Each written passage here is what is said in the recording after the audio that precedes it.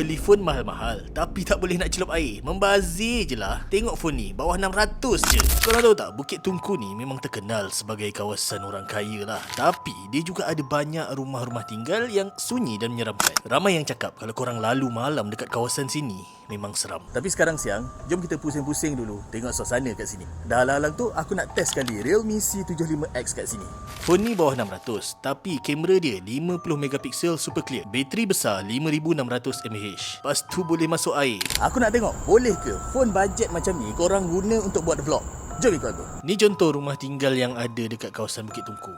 Dulu mungkin rumah ni adalah satu bangunan mewah, tapi sekarang suasana dekat sini sunyi je. Clear tak video ni? Aku record guna Realme C75X. Okey, hasil gambar dari kamera 50 megapiksel Realme C75X ni memang surprisingly sharp untuk harga bawah 600. Detail pada gambar pun nampak jelas. Warna pun cukup natural bagi aku, tanpa oversaturated dan low light dia. Korang tengok gambar sunset kat pangkor ni and nilaikan sendiri. Satu benda yang rare, Realme C75X ni ada underwater photography mode sebiji macam Realme GT 7 Pro hari tu. Tapi phone ni bawah 600 je dah boleh masuk air 2 meter sampai 30 minit. IP68, 69, 66 semua dia tapau. Lepas keluar dari air dia ada sonic wave water ejection. So speaker dia memang terjagalah. Bateri dia 5600 mAh. Charge 5 minit korang boleh guna untuk call 4 jam setengah. Ni memang sesuai lah kalau korang suka travel ataupun buat konten-konten outdoor macam ni. Untuk prosesor,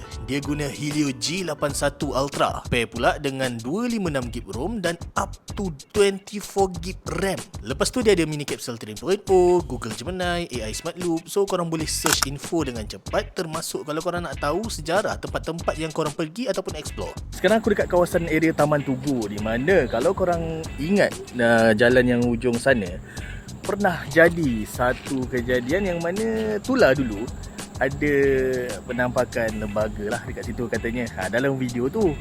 Jadi korang rasa kualiti kamera sekarang macam mana?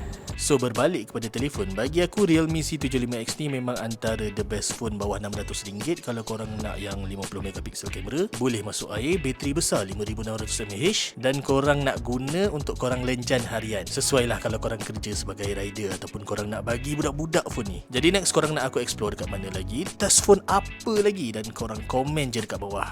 Korang nilailah sendiri.